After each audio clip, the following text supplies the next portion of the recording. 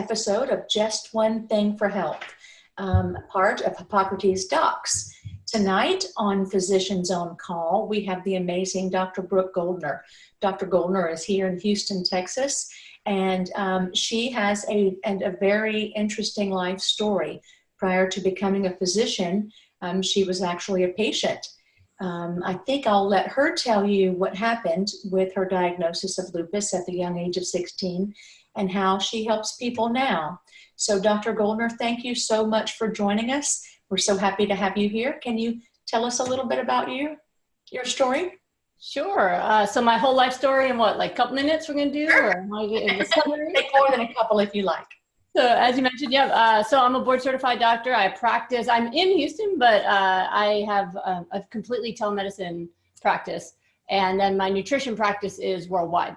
So in a given day, I'll see people like today, I saw someone from India and then the UK and then, you know, people around the country, the Midwest, which is like another country to me. I've never been there, you know, so all over the place. And so I'm basically how you see me is how everybody sees me. But before I started doing that, yeah, I spent a large part of my life as a patient. So 16 years old, started with chronic arthritis, migraines, and by the time that I went to the doctor was in stage 4 kidney failure. So lupus, for people who don't know, is an autoimmune disease. So it's a disease where you build up so much chronic inflammation that you trigger your genes for autoimmunity, where your immune system basically gets really confused and starts attacking different things. And with lupus, it could really attack many different organs. So for me, it was my kidneys.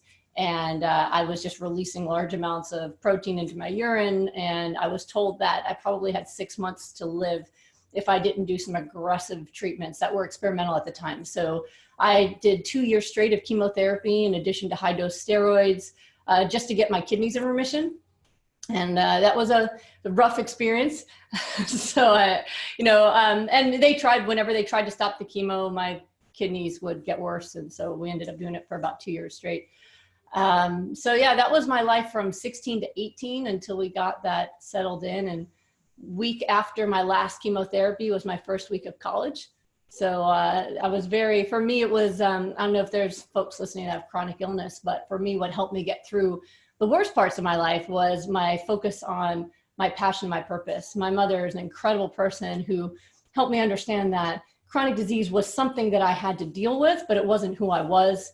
And it wasn't going to hold me back from what I wanted for my life. So there was never a question of like, will you finish high school? It's, you have an AP chemistry test on Monday and you have chemo Friday, so make sure you study before. You know, like it was, so whenever I wasn't sick, I would just read my textbooks cover to cover. So I was still able to graduate in the top 10 of my class, got scholarships to college, and went to my first choice at Carnegie Mellon. So that was a really cool period of time. I was considered in remission at that time, which really, when it comes to autoimmune disease, remission just means you're not actively dying from the disease, right? I mean, we have doctors on the line, you know, so blood tests show I have lupus. If I didn't get enough sleep, I'd still get arthritis. If I went into the sun, I'd get migraines and vomit and get a rash across my face. But my kidneys were stable and I was able to be controlled fairly well with low dose steroids at the time. We didn't have Plaquenil and Cellcept and all that stuff when I was sick. So I was able to maintain that through college. And then I got this notion in my head that I wanted to be a doctor, which I was told was a bad idea because we need to, what do they tell you? Avoid stress and always get enough sleep and avoid sunlight. Well, doctors never see the sunlight anyway because we're always working and, you know, so it was fine. But the stress and the sleep issue was a big one. And back when I was going through my medical training, we didn't have the laws in place that we have now where you can't work a resident or a medical student more than, 80 hours a week now, they say? Yeah, I was working like, I'm getting nods, right? Yeah, I was getting like 100-hour weeks as a medical student. So I did relapse, and that time, instead of kidney issues, though, I started developing antiphospholipid antibodies, which are blood clots caused by antibodies in your clotting system. Had many strokes, was getting double vision, collapsed in the clinic. There's a lot to my story. It's in my book, Goodbye Lupus, in more detail. But, you know, there were multiple times in my life where lupus almost ended me. And it was, you know, it's definitely a difficult thing when you're struggling with chronic illness. But for me, it was like, well, I almost died, but I didn't.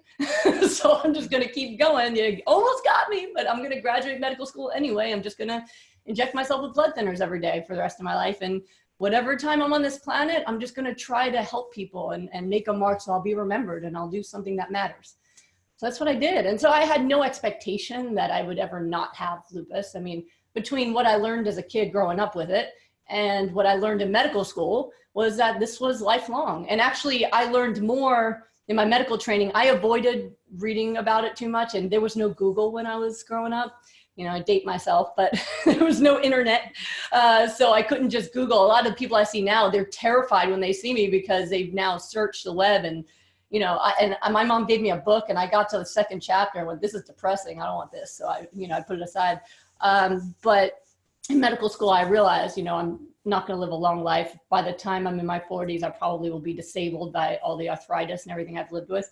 But, you know, I just kind of, I felt in my heart, I felt very grateful always. I felt like I had it's funny because I always made fun of my grandmother for this. My grandmother just passed away at 99, but she's a Holocaust survivor. And to her dying day, she would always tell us, I'm a lucky girl. And you'd be like, you're a lucky girl. I mean, she lost her younger brother. She was starving through the war, but she had so much love and family. She always felt lucky. And I'm just like my grandmother. I just felt very lucky and blessed always. Because I had a lot of love in my life. I have an amazing family. Some people, they're blessed in other ways and their family's not the thing that makes them feel that way. But for me, it was that. And so, yeah, so that was just kind of a happy person in spite of all that. And when I met my husband to be, I was in my last 2 months of my medical training. I got my first choice of residency at UCLA Harbor, and felt very lucky and excited that I actually made it. Like I was going to actually graduate and be a doctor. I did it, you know, and we fell in love super fast, and I had to break it to him that I had this disease. And, you know, at 28, most people don't want to hear that the person they're in love with, I have this chronic disease. I'll probably be handicapped by my 40s. You'll have to take care of me. I'm not gonna be able to have your kids. I'm gonna die at a young age. Like, still want to propose? You know, it's not really a great thing to put out there. But my husband, he just said he'd rather have a short life with me than a lifetime with anyone else, and he was just gonna take care of me. So I said, okay, great, let's get married. And so, short story long, or really long story short, really. We were planning our wedding, and my husband's a celebrity trainer. That's what he was known for. He was helping people on MTV get, you know, 6-packs in 3 weeks because they'd been drinking too much beer and they didn't look good for their videos and stuff. So I asked him if he would train me for our wedding, because, you know, any of you guys who've worked in hospitals, you know, that's the best way to get fat and sick is to eat hospital food, right? I mean, that was guaranteed. But then the code hides it, you know, so you can just walk around, you know, and just kind of nobody can see anything. So we wanted to get married in Maui. And plus I was going to move from Pittsburgh, which is one of the fattest cities in the country, to LA. And I was like, I'm looking good for Pittsburgh, but I'm definitely not LA ready. So, so I asked him to train me. And what my husband's known for, he has a best-selling book too called Miracle Metabolism. And he teaches people that you can create a fast metabolism through your nutrition. And so that's what he would do, is he'd get people on super high amounts of raw vegetables and high omega-3 fatty acids and high hydration. And all of a sudden, when he applied exercise, fat would fall off their body. So it was really, really great. He knew that that was more powerful a tool. So I asked him to train me, knowing that I was going to be eating a lot and taking care of myself instead of starving myself like my friends did for their weddings. And what happened was I'd grown up as a vegetarian, ate lots. I was like a cheese and eggetarian. And so I had to give up processed foods and cheese and eggs. His program didn't have anything like that on it, but it still had some meat in it.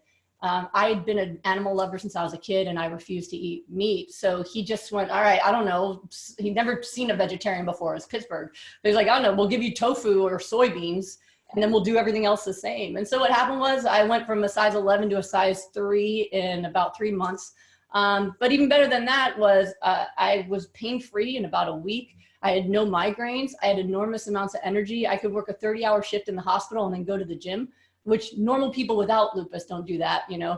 And so I just felt great. And I thought that, well, whatever is going on, I'm feeling really good, so I'm just gonna do it. But I had no idea what happened, you know? And right before my wedding, it was like 4 months after I changed my diet, I got blood tests back that were negative for the lupus for the first time in my life. So they thought it was mistake in the labs. They retested, and every test after that got better and better. My high cholesterol, which I was told was genetic and had nothing to do with all the cheese I ate, that dropped. And so, you know, but I still had no idea that it was my diet. people ask that all the time, like how, you know, because they get mad at their doctors for not believing in this. And I always tell them, listen, I'm a doctor and my body healed. And it took me like 4 years to notice it, like to figure it out, because I just graduated medical school. If nutrition had anything to do with health, I would have known about it. So it couldn't have been my diet. Maybe it was because I fell in love. I don't know, like what could it be? So it just, I never put it together because my head was so stuffed full of all the stuff I learned. I mean, wouldn't they have taken time to say, oh, by the way, you could cure lupus with kale? Like, wouldn't they mention that? You know? So it just never occurred to me. But I just kept eating that way because I felt good, and why change if it ain't broke kind of thing. And it wasn't until 4 years later well, actually it was a year that I kept injecting myself with blood thinners, and I had no antibodies, no blood clots, nothing. And I asked my rheumatologist why I was still taking the medicine. And he goes, you're treating my anxiety. You don't take a lupus patient who's had a mini stroke off of blood thinners. And I'm like, this is insane. So, you know, I finally went off meds. And then after 4 years, that's when I decided to have a baby, which I was told was deadly. But I had not had lupus for 4 years, and told my OBGYN I used to have lupus when she was meeting with me for the first time, and she lost her crap. She was like, what do you mean used to? You don't used to lupus? But had a healthy pregnancy, healthy baby, and it's never been back. And it wasn't until after I had my first son that I realized, okay, I just had a healthy pregnancy. I still don't have lupus, and I lost all the baby weight. I gained 40 pounds pregnant, and within, it was exactly, trying to think, it was about 14 days, well, no, 9 days, because my birthday was 9 days after my son was born. 9 days after my son was born, I could put my size 2 jeans on again like it never happened. So then my husband was like, this is gonna be great for business. Like, he took pictures of me at every angle. He's like, this is great, you know? But that's when we realized something had changed about me forever, that it's not normal to have a baby and to look like you didn't have a baby a week and a half later. It's not normal to have lupus that doesn't come back when you're pregnant. And that's when my husband and I really realized that, got it through our own thick heads, that it was really reversed. It wasn't there. And so we took the next year to 2 years to really look at cellular biology and nutrition and how do different foods impact the immune system. And we kept digging until we figured out that we'd accidentally created the most anti-inflammatory nutrition plan really possible.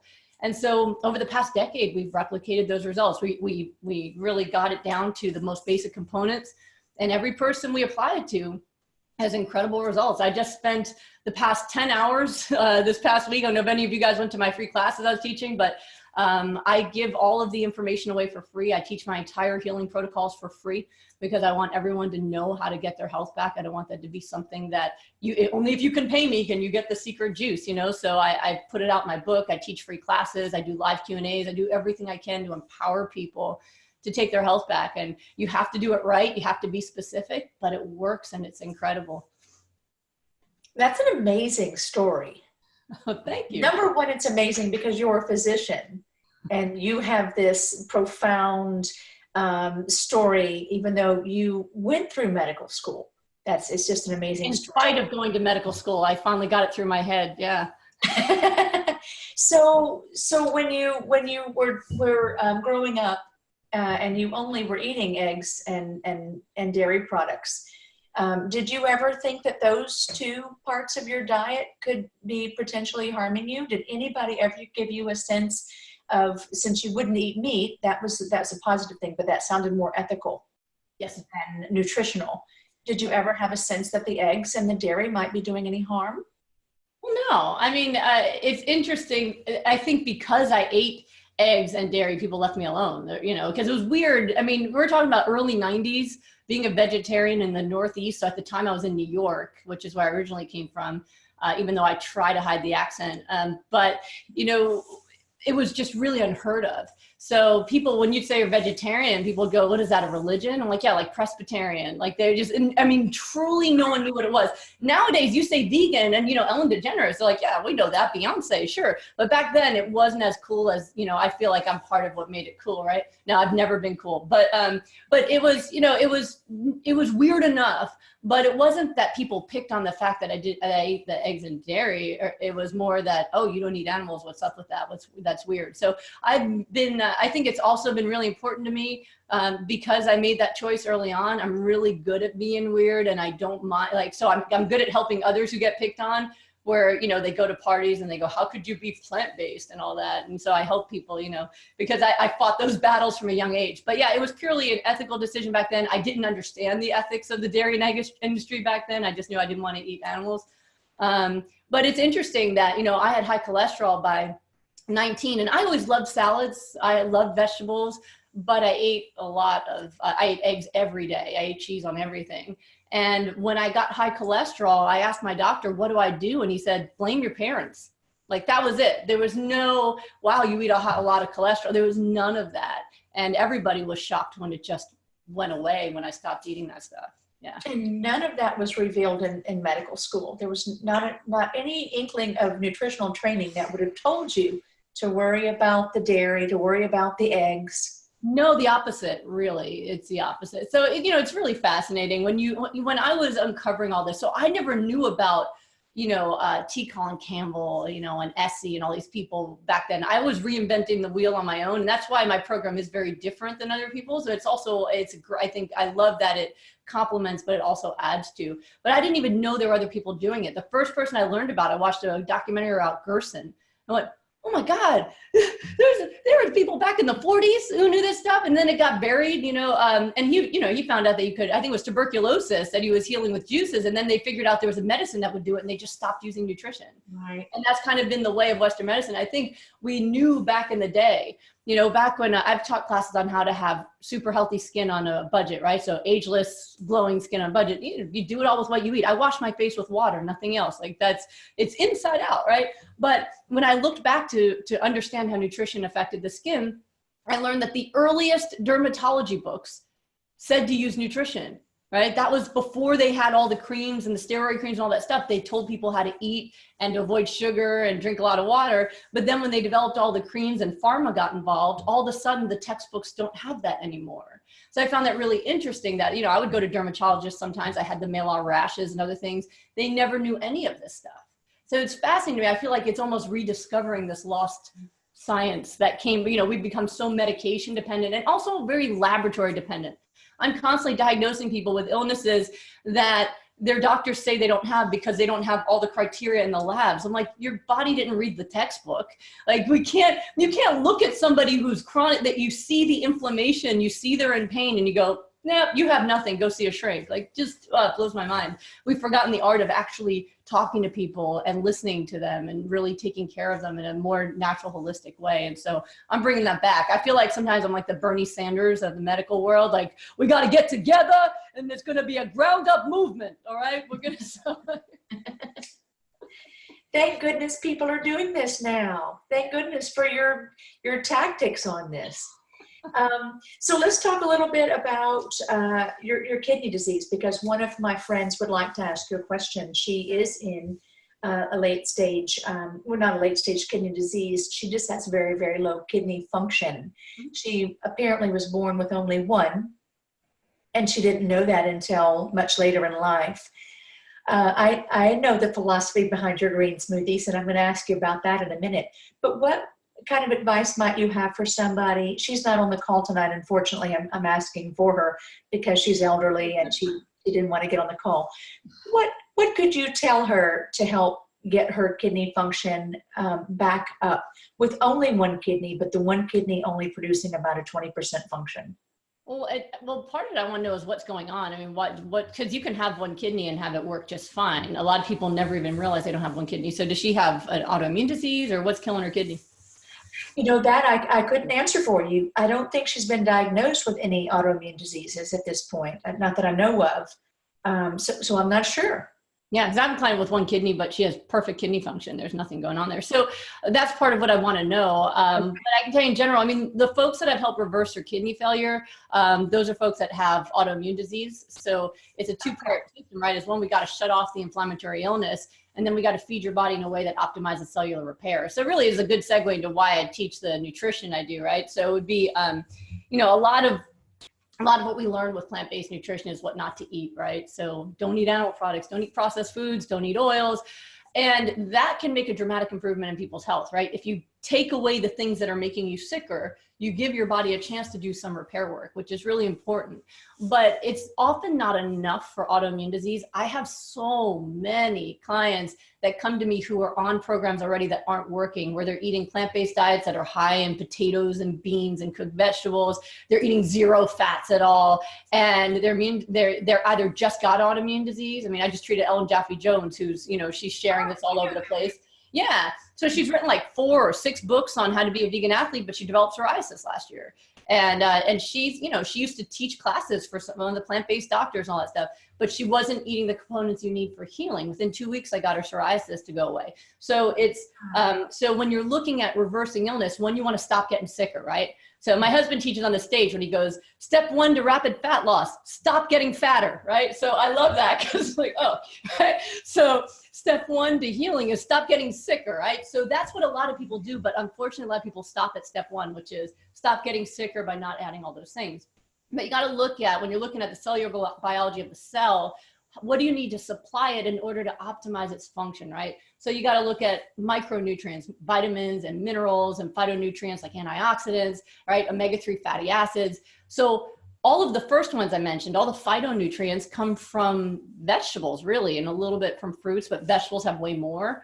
And you want to eat them in their raw form, because once you cook them, you would destroy a lot of the nutrient content of it. So a lot of folks who are even plant-based, they don't really eat much in the way of raw vegetables. So that's a problem. So if you're not getting enough phytonutrients, you're not going to get the cellular repair, and you're either going to not heal fully, or you could still potentially get sick.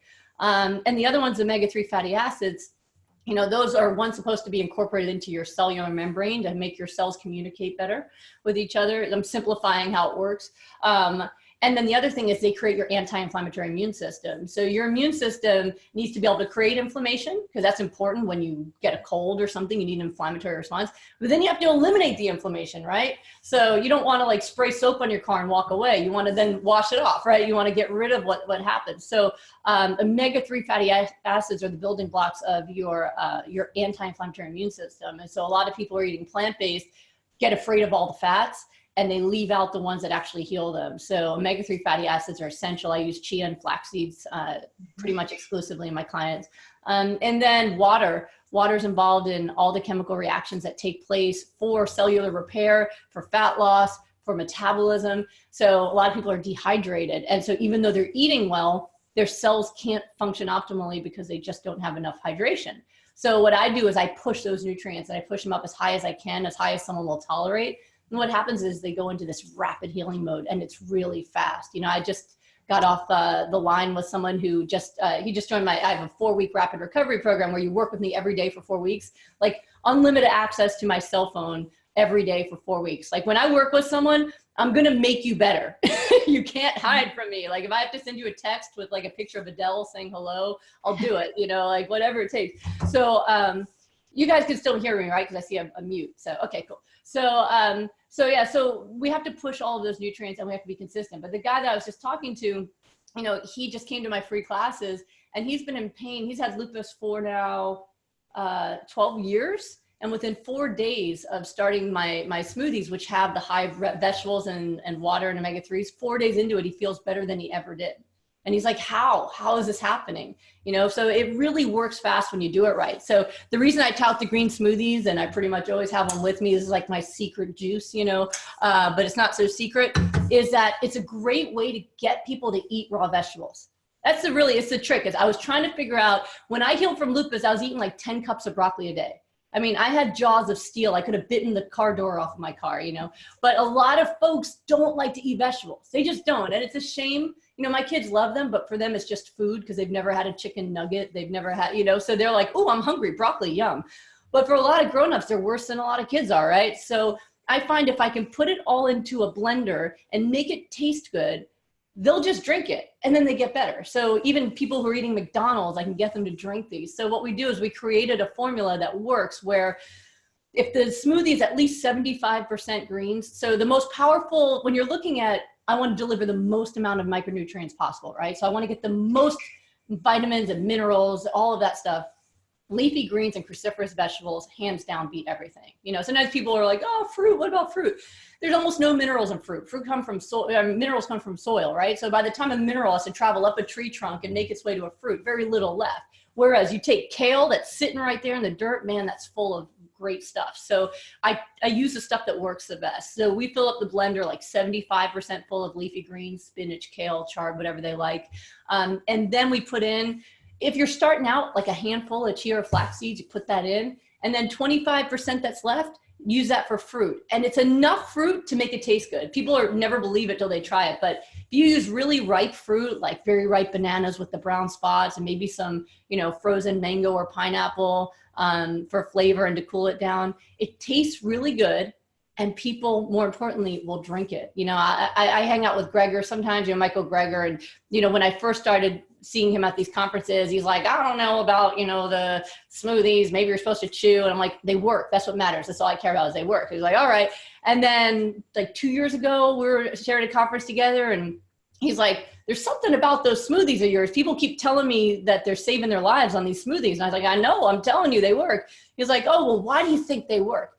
Said, I get people to eat a pound of greens a day. And he's like, whoa, that's a lot of greens, right? So now, what do you know? He has his video out on his favorite green smoothie, right? So, so you know, so people's health changes when they eat their vegetables. So it doesn't seem to matter if you chew it or you drink it, because all I care, I'm very results-based. Anyone who's like come to my class, come to me, they'll ask me about theories. And I'm like, I don't really care about theories. That's like mental masturbation, whatever. I want to know what works. And if it works, that's what we do. And it works. So I get people to drink like a blender of smoothies a day to start with. And then it depends on like if they're really sick. So your original question was like about kidneys. And that's what I'm getting to is with kidneys, for some reason, and I'm talking about inflammatory kidney disease, I've been able to take people from the transplant list up to having like stage 3, like 27% function within 6 weeks in my rapid recovery group, right? So for some reason, the plant-based diet alone with cooked foods without the raw foods, they tend to, it can slow down the progression or even stop it, but they don't get a reversal. And I've tried this. I actually had someone who he didn't want to give up cooked foods. We got him up to like, you know, 2 blenders of smoothies a day, gallon of water a day, and he still was stuck where he was. And then as soon as we took away his one cooked meal, which was just a plant-based meal, cooked veggies, his kidney function shot up 20% in 2 weeks. So I don't know the why yet, and I don't like to make stuff up. All I know is that for some reason with really end-stage kidney failure, the raw program works really well at reversal, but if they have any cooked foods, it just stops. And so that's what I've been observing. And now I have a lot of that because everyone who comes to me now has 5% kidney function left. I'm like, but it's amazing how rapidly they can reverse when we just give them healing foods. So that means I'm only giving them like the smoothies and the salads. And of course we have to do the low potassium version and have to monitor their labs constantly because their sodium might tank, their potassium might go up. So we're doing like a skating, trying to keep things where they are, but it works beautifully. But for some reason with the cooked plan, it doesn't. So that would be, you know, I don't know again why her kidney function's so low because one kidney should be able to do the job. But if it's an inflammatory illness, that's what I'd recommend is go with the healing program, focus on eating as many of the raw foods as you can, get your omega-3s up high. With that little kidney function, she probably wants to use chia seeds and not flax, it's lower in potassium. So you look at your low potassium stuff. But usually when people's organs are failing, I usually tell them to just call me and work with me because it's, you know, there's so little time. You know, like I said, I teach my classes for free and that's great. If you've got arthritis or you have low energy or your skin's a mess or something, go practice on your own and get it right. But when people have organs that are going to be gone soon, that's usually when I'm more aggressive to say, don't mess around. I mean, you don't get another shot. So, you know, if she's really struggling and she's got some inflammatory illness, or just tell her to ask me, I'll tell her if it's suitable for her. I'm happy to help her out. Thank you. I will. And I gave her your book. Sweet. I gave her a copy of your book on Monday. So awesome. She'll read it. I told her it was coming. And I will tell her that I didn't make it too long just so it wouldn't be too indulgent. I just wanted people to be inspired and know what to do. That's it. Thank you. Thank you. I gave it to her. And I know we have a question from the audience already. Dr. Chola, would you like to ask Dr. Goldner your question? I unmute.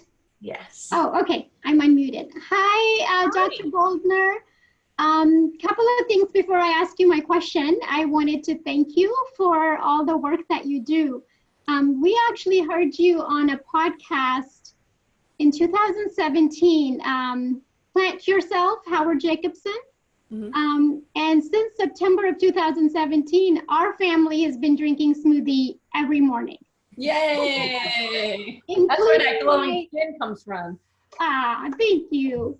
Including my 2 teenage sons and my 84-year-old mother-in-law.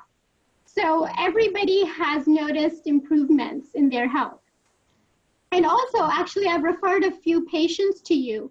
Yes, I knew your name was familiar. I was going to say, you were someone that I was planning to call. I'm like, you're like the 3rd person I've heard that name from. So thank you. Oh yeah, and thank you for helping them, because they've all been very pleased and gotten healthier, which is you know, the goal here. So I have 2 questions. One is about inflammatory bowel disease. Do you see reversal of that as well with the green smoothies?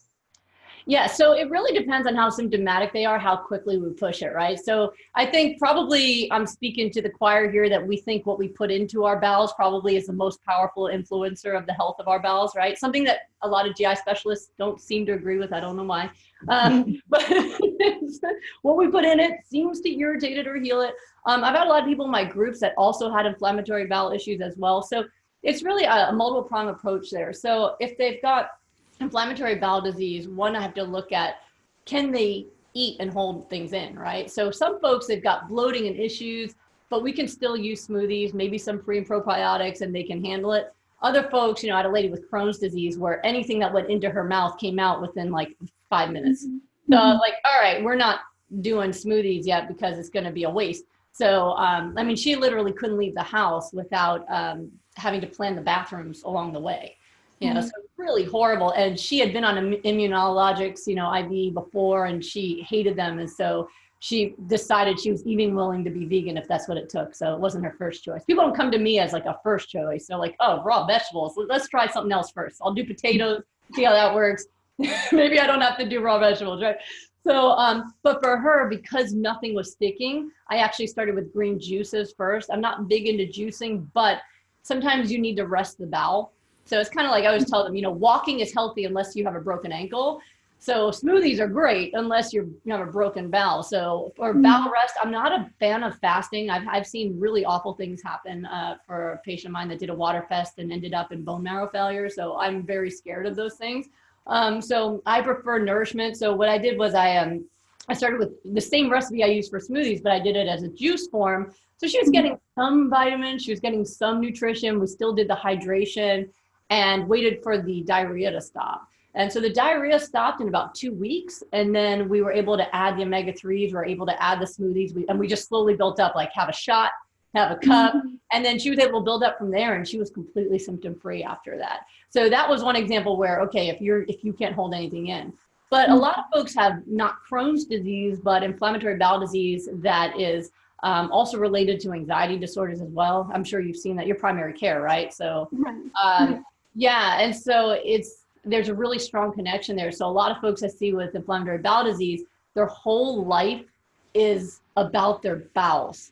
I mean, they could tell me the color and the texture and like all, and I'm just like, okay, step one is you can't look before you flush anymore. And they're like, what? And I said, it doesn't matter. You have to make your life about something else, because anxiety actually irritates the bowel. You know, we've got huge amounts of serotonin receptors all going down there. So I'm also a psychiatrist. So I work with them on the emotional side of it. Okay, so your life is now about other stuff. It's not about what's going in the toilet. So if you go to the bathroom, you don't look, you flush. You know, you have to do it. So I make them promise. Step two is not allowed to Google anything unless you're looking for guided meditations. So you found me, so you don't have to search anymore, right? Because their lives, and a lot of people with chronic illness, their whole life now is Google, right? And so I'm glad that you Googled and found me. Now stop it.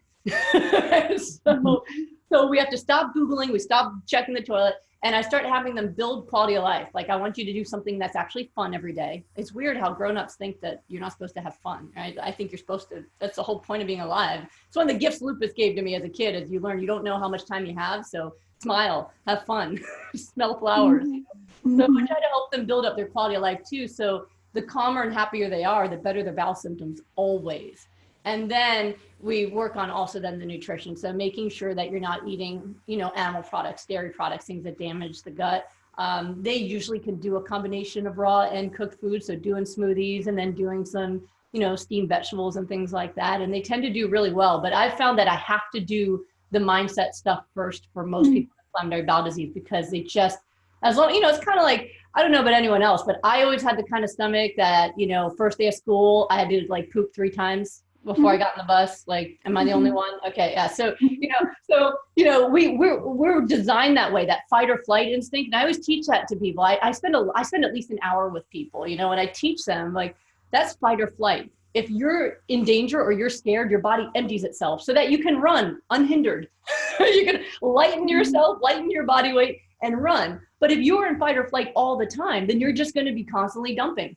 Right? So we have to get you away from that. So they're able to understand it better.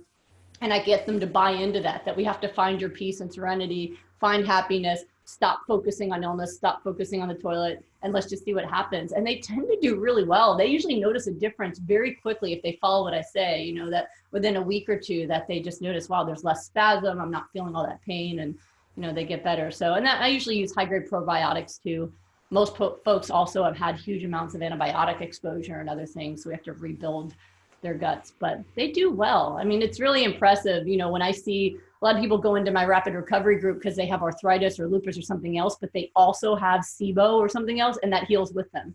And they go, I was told I shouldn't eat raw foods because of SIBO, but it's gone.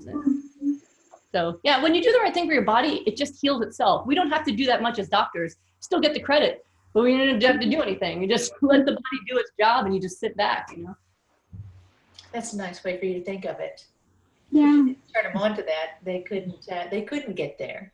Yeah. Well, Do you Dr. have a question? The second part of the question? Yeah. Well, so the second question is actually by my 17-year-old son. Okay. And so like I told you, we drink smoothies every morning, but we're not drinking the amount that you recommend for healing. Not compliant. I just can't make that much for everybody. So we are all drinking 1 big glass a day. And he wants me to ask you, how much is the minimum for good health that you recommend? And where does it kind of plateau off to where drinking more than that is really not going to help much anyways? Interesting question. I love the way your 17-year-old thinks. So, well, if you're already healthy, so I'm guessing, I'm just going to assume that you're home, you probably eat whole food, plant-based, pretty healthy. Yeah, the kids eat plant-based at home, but not always outside. Oh, okay. So, so because it's different what you need to do, right? So if you eat, I usually tell people to maintain your health is way easier than reversing illness. You have to be so much more strict when you're trying to create massive change than when you want to maintain it, right? It's true with anything, right? If you're trying to lose weight, you're running, you're eating salads, all that stuff. But then once you get to the body weight you want, you could have a little treat here and there and you can maintain it, right? Same thing with healing, that'd be really aggressive. So if you're pretty healthy overall, then I think having, a large glass of smoothie every day, making sure you're getting at least a handful of omega-3s a day, making sure you get at least I don't know how active they are, but, trying to get at least half your body weight in water minimum. For healing, I get people to drink 96 to 128 ounces or, 3.8 liters, 3 to 3.8 liters. But if you're healthy, you'll probably get away with, maybe doing 80 to 100 ounces, something like that. But yeah, it really depends. So if you're trying to change your body, you need more. If you're trying to stay the same, a glass is fine. So for example, my husband works with people for body transformation who are trying to build muscle or lose fat, right? So they're actively trying to change their body. So he tells them they have to drink a full blender a day. So the same thing I'm doing with disease reversal, he recommends that because we need all those building blocks to change you. Right? Mm-hmm. You need more. So if your 17-year-old wants to get more fit, he wants to get a 6-pack, he's trying to track dates, wants to get ripped more, right? So that's one thing. In terms of the maximum dose, I have never seen there be an upper limit. In fact, in all of the work I've done over the past decade, the people who had more, they get faster and better results always. So, I usually push people pretty hard. So people working with me directly, they're every day I get to see what they did, and then, okay, tomorrow do this. And so I'll have people who maybe the first week or so, they can only have 1 blender a day and they're full. By the end of 6 weeks, they can drink 2 blenders easily. Their stomach stretches, they get hungrier and their body suddenly turns on, is like, oh, more. And, I have to tell people to stop drinking water. The same person who couldn't get more than 30 ounces when they started, they're getting 180 ounces. And I'm like, whoa, slow down, right? Like there's just, all of a sudden everything activates and they just start wanting to consume all the nutrients so much more. So I have not seen an upper limit. My husband tested omega-3s back in the day. He loves to test things. And he used to have the largest boot camps in Orange County. So he had all of these people who would show up as boot camps, and then he would give them different nutrition plans to test things. And so one of the tests he did was omega-3s to see if they're an upper limit, because what he'd seen is omega-3 speed up metabolism, which accelerates fat loss. So he tried to increase, and he was giving people thousands and thousands of milligrams of omega-3s, and they just lost fat faster and faster. What we found was, and I find the same thing with healing. What we do though is the bowels decide what the upper limit is. So once you get up past a certain level, you get diarrhea if you can't absorb all the fats, right? Or for some people, all of the fiber gets to be too much and they get constipated. I'm like, oh, we found your max, so let's just back up a little bit, and then we find where their good spot is. So yeah, I mean, it really is up to your child. One, are they trying to heal something? So is it flu season? Drink the whole blender. Is it that you ate some inflammatory stuff with your friends? You're going to want to have more. But if you're otherwise healthy, handful of flax a day, try to have 30 to 40 ounces of smoothie a day. I mean, I understand the family thing, because we have 2 Vitamix blenders on my counter, because I have my husband and 2 sons and myself. So we make 2 full blenders in the morning and we all drink them for breakfast. So yeah, that's my long-winded answer for that. So yeah, your goals are everything. If you guys are all healthy, you're probably fine doing what you're doing. Thank you. Yeah, you're welcome. Okay, from another audience member, I have been asked to ask you, how difficult is it to transition people to vegan, and how many sustain the lifestyle after their symptoms are reversed? How difficult is it? I always tell people the hardest part about being vegan is the decision. So I've gotten good at being convincing. I think it's one of my gifts. And I think it's really also because of my experience. So I found that when I was just trying, initially back in the day, I just tried to convince people to do what I wanted them to do because I have a white coat and I'm a doctor, so you should listen to me. That doesn't work, which was shocking to me because I grew up in an immigrant family where the doctor knew everything. And so you just do whatever your doctor says. And then I found out that Americans don't play that way normally. So, but they didn't really listen when I just said what to do. But when I started actually being open about my own experiences, then they were willing to listen because I was being another human and sharing my journey with them. So the decision is definitely the hardest part. And I have a way of connecting with people, obviously, because I can sit across from them. My husband's trying to call me. I can sit across from them and say, hey, listen, I've been where you are. I also now am very lucky because when I first started doing this, like a decade ago, I was trying to convince people to change their diet. Now people make appointments with me because they already want to do that and they just want me to guide them. So it's gotten super easy for me now because they show up and they're like, tell me what to eat. I'll eat a paper bag if I have to. I'm like, smoothies are way better than paper. We got this. So, it's definitely, I'm in a different universe now than a lot of folks because I don't have to really convince people anymore. I also, because of my book and because of my classes, I do my convincing there. So if you make an appointment, it's very rare that someone makes an appointment that doesn't know what's going to happen to them when they talk to me.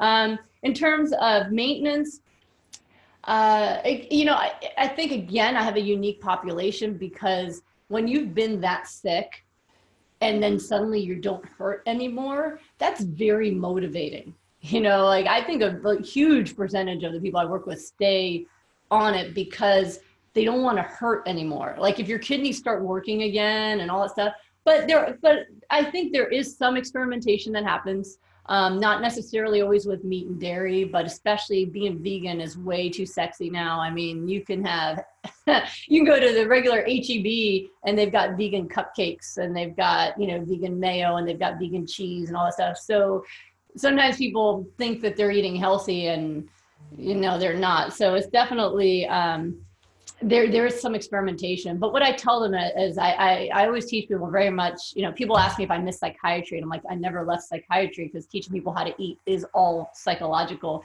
But, I teach people, listen, if you mess up, if you eat something that you know is bad for you, then use it as a learning experience, right? So you don't beat yourself up. You go, okay, I did an experiment and this happens all the time, where people tell me, like, I ate this piece of cake or something and my pain came back. I'm like, great. So you just did some research, you confirmed your results. Now you know exactly what to do to get it back under control again, right? So when you're healthy, you can do that. Like, I've been healthy 13 years. It'll be 14 years now that we're in 2019. So if I want to eat a piece of vegan cake that has sugar in it, that's fine. I'm not going to get lupus. It causes damage, but I can heal that damage. I'm like a super healing machine. It's no problem, right? But if you are newly in the process of healing, you could rip the scab off, right? So, I just try to help people really not beat themselves up, because a lot of times they feel like, people have this idea that if I'm not perfect, I've ruined it and now I'm a failure. And I'm like, no, I mean, you just need to know how to deal with it when you mess up, and then change your course and go back to it. So I've had that happen, quite a few times. I had someone she got lupus while on the paleo diet. She went paleo to do CrossFit and lost a ton of weight, had a 6-pack for the first time in her life, and developed massive autoimmune disease, really terrible lupus, arthritis. She couldn't even lift her weights anymore because she couldn't use her fingers, couldn't even play catch with her kids. So she came to me and I put her on hyper-nourishment, where she was doing just raw foods, smoothies, salads, all that stuff. Within 2 weeks, her pain was gone. So she was like, oh, cool. So she had a bite of a shawarma sandwich, which is lamb. And the next day she was in pain for 24 hours, which even to me was surprising, like one bite. And she was so upset with herself. I'm like, no, you did really awesome research. Like, when you felt better, you could have argued with yourself. Maybe the prednisone kicked in. Maybe, maybe I was just getting better anyway, but you just proved to yourself that it was your diet. So that's awesome.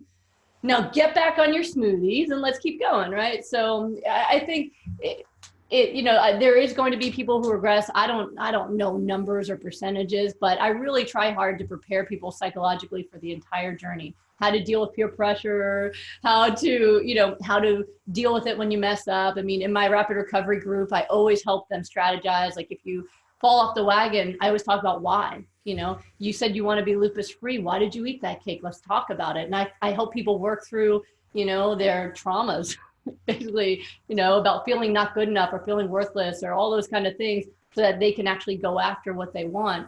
And then, if you give people those skills, they're able to keep going. So it's part of the reason why I haven't been able to replace myself in my group yet. People ask me, like, you do it all yourself? And I'm like, yes, because, I haven't been able to find someone who could do that aspect of it. Because the nutrition plan itself, I mean, if you read Goodbye Lupus, the nutrition plan itself is simple.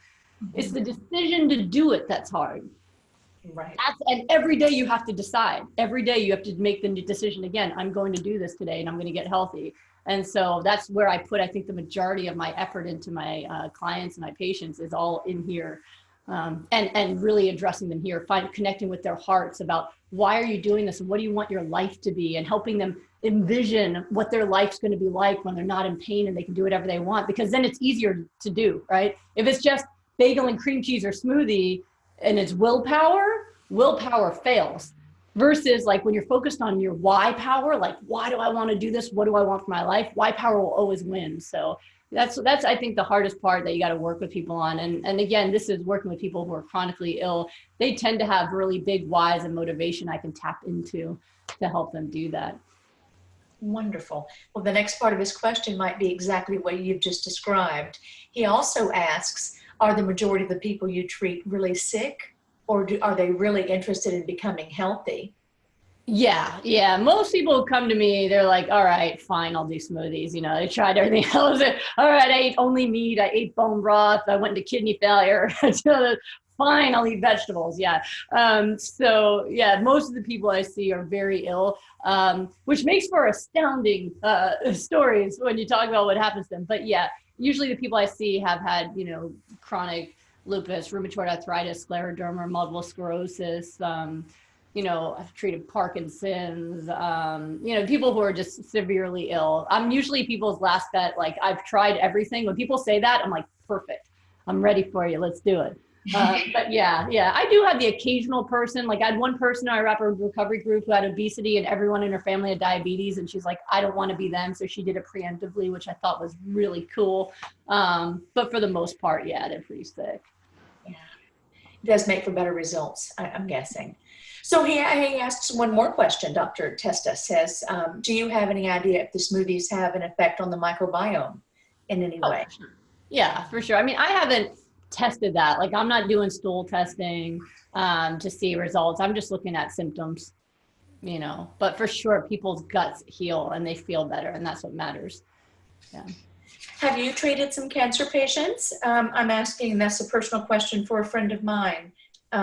What do you see? I mean, I know that some of the hospitals where friends of mine have been treated are not fans of a nutrition protocol. What experience? Mine or just in general? In general. Oh, okay. Like, nothing against you, that they don't think that food has an impact on their healing ability. You know, at some point it's going to be malpractice to say that. I think some point soon. So I have to say up front that I am not a cancer doctor. I don't treat cancer because it's illegal to treat in our country, to say you treat cancer if you're not using medications or surgery, chemo, radiation, that kind of thing. What I can speak of is experientially what has happened to people. Mm-hmm. So I had one case where someone came to me, she had end-stage breast cancer.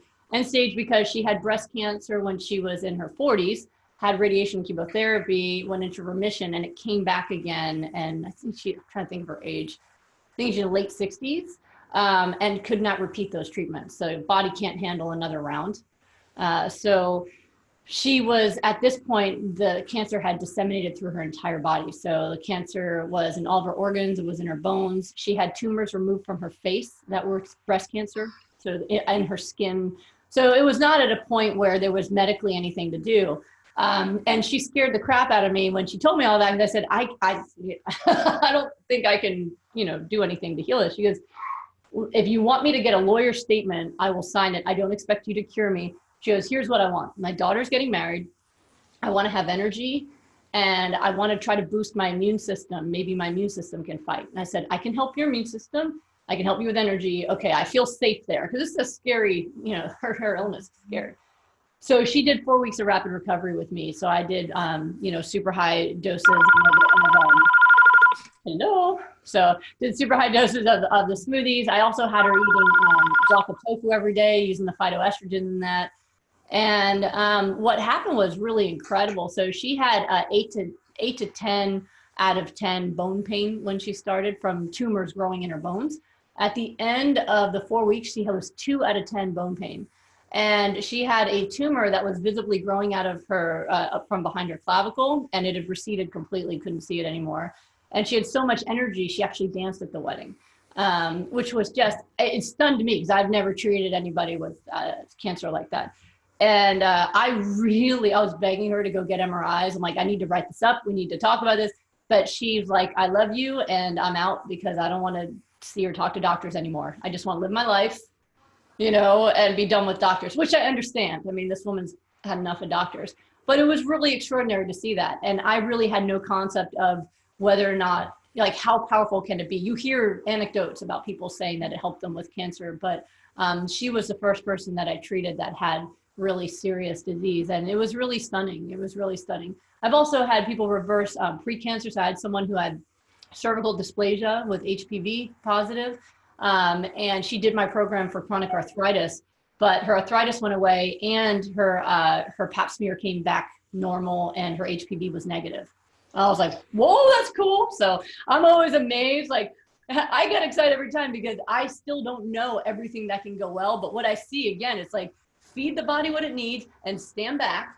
And then it's like just constant miracles. I'm in goosebumps every day with people telling me, oh, by the way, this also heals. And I'm like, oh, that's so cool. So yeah, I mean, it's definitely the best thing you can do.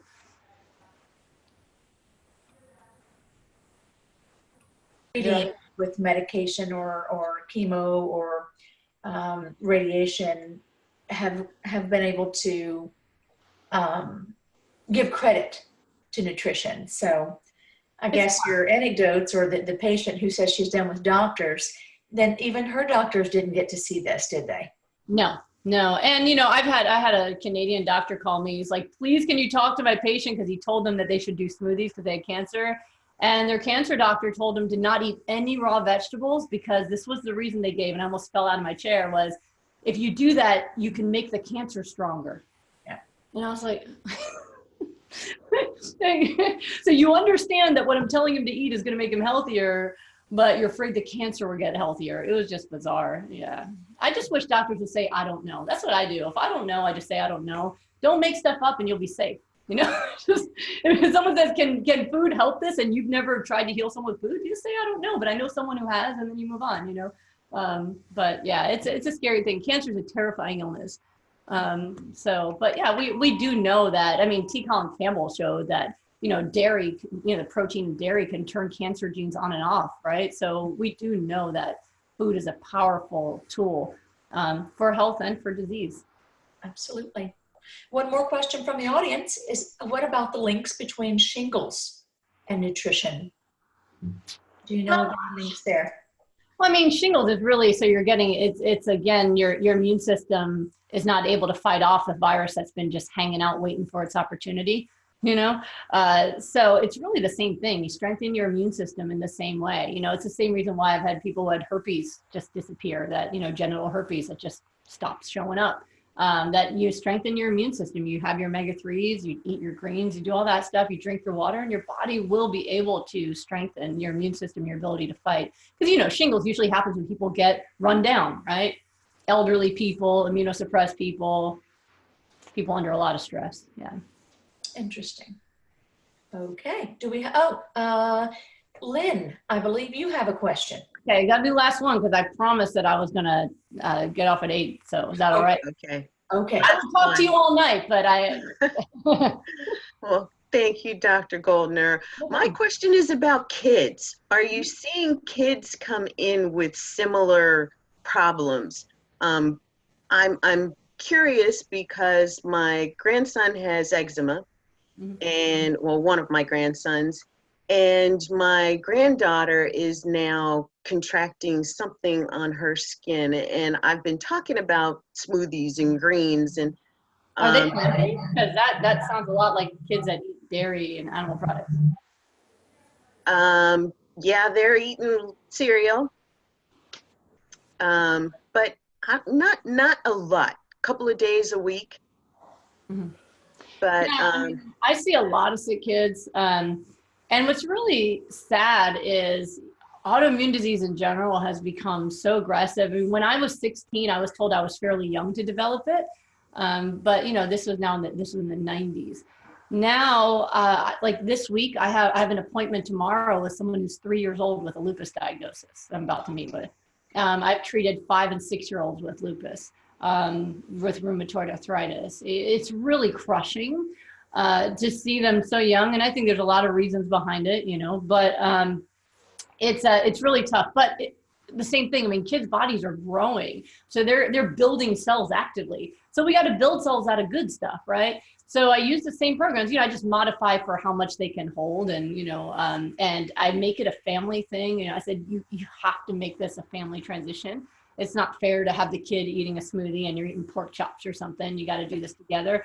You got to talk to your kids. I think it's a great opportunity to teach your kids about how everybody's wrong sometimes. And it's not about being right, but it's about growing when you learn. So you get to tell your kids like, hey, I used to think that milk was good for you, but now I've learned better. So I'm not going to have that in the house anymore because I love you too much. I made a mistake. And when we make mistakes, we have to learn and do better. Right. So I think that's, you know, I think that's great. Good milieu, right? Let's do that. But it's got to be a family thing, but it really works. I mean, I've had a 6-year-old with alopecia, inflammatory alopecia, lost all of her hair. And her mom got her, the 6-year-old, this mom was like military style. She got the 6-year-old to drink an entire blender a day, entirely raw. All of her hair came back. She's in gymnastics now. She's like fully orange from all of the beta carotene, you know. I was like, I definitely know she's drinking her smoothie. But it's, you know, it's incredible how well it works. But when you can do it when they're healthy, you can make superhumans. I mean, I healed someone from lupus when she was lupus and Sjogren's while pregnant. And so her baby was built out of smoothies, you know. And so not only did she reverse her diseases, but she calls her kid the Hulk because she's like, this kid is so strong. And, you know, and that's how my kids are. I mean, my older son is going to turn 10 in February, and his last cold was when he was 2 years old, and he goes to public school. You know, I learned in medical school, it's normal to get a cold every season. No, doesn't get sick, right? My 6-year-old, I mean, he is abnormally big and strong. You know, sometimes people worry, are they going to be small or all that stuff? No, I mean, the small kids usually have short parents. You know, I'm 5'9", my husband's 6 foot. My kids are both like super tall kids. One's tall and skinny like me. The small one looks like dad. He's like this, you know, massive Hulk guy that just likes to lift heavy things around the house. Both of them are extremely gifted. Their teachers are like amazed how well they concentrate. I'm like, well, they don't eat sugar. They eat smoothies for breakfast. They have avocado sandwiches on Ezekiel bread for lunch and fruits, you know. And so they, you know, my 6-year-old is in first grade. They started in 5 years old, tested out of kindergarten. You know, my older son tested 100% on the STAR exam for Texas, you know, for his math star. So it's like, when you build them out of these amazing things, they just prosper in every area. You know, we're to the point that my husband and I are like, oh crap, because, you know, we're pretty smart, but these kids are way more. And so we were talking to some folks we met who are doing the Alzheimer's research in California. What are their names? I have their book. Yeah. So we were hanging out with them, and they were talking to us about that same concept. They were saying that, you know, they think that if you have children that are plant-based from birth, that they're going to have higher IQs. And we're like, oh man, because their kids are superhuman too. So it's really neat. I mean, when you can start young, it's not just about, I mean, of course you don't want your kids to get your diseases, which was big for me. I do not want them to, they'll hate me for some other reason when they're teenagers. Like they'll find something else I messed up and they'll blame me for it, and that's fine. They'll talk to their therapist, right? But it's not going to be lupus, you know what I mean? So for me, that was a big thing. But now realizing that, you know, as parents, we can help our kids reach their highest potential in every area: health, fitness, intelligence, all of those things. Learn how to be resilient by being different than other kids because you don't eat what they eat, you know, all of that stuff. I think it's an extraordinary gift that we can give them. I agree. Thank you for that. Definitely. Well, you said you needed to you did. Yes. Family at 8, didn't you? Dr. Goldner, this was awesome. Thank you so much for taking time with us tonight. Lynn, I'll let you give some words of thanks too. I know you like to help close up. Thank you, Lisa. Excellent job tonight. Dr. Goldner, thank you so much for all that you shared with us. To our audience, thank you for joining us here this evening. Thank you for those who are watching the replay. Put your comments below the video. Let us know what you thought about the information that's been shared. And be sure to subscribe to our YouTube channel, join our Facebook group. Our Facebook page is Just One Thing for Health. And we will look forward to seeing you next week when we kind of capitalize and incorporate more on this topic with our next topic that's going to be about exercise and fueling an active, whole food, plant-based lifestyle. So thank you to Lisa Arnold, our host, Peter Goldstein, our resident mentor through all of this. I'm Velyn Hawkins. I'm one of the Hippocrates Docs team members, and we've just been excited to bring all of this with you. Thank you, Katie Albert, for supporting us as hosts tonight. It's been our honor and pleasure to bring you this information. We love you. We want to bring you more. So let us know that you like this and join us again next week. Thanks for everything. We'll see you soon. Bye for now. Thanks again. Bye.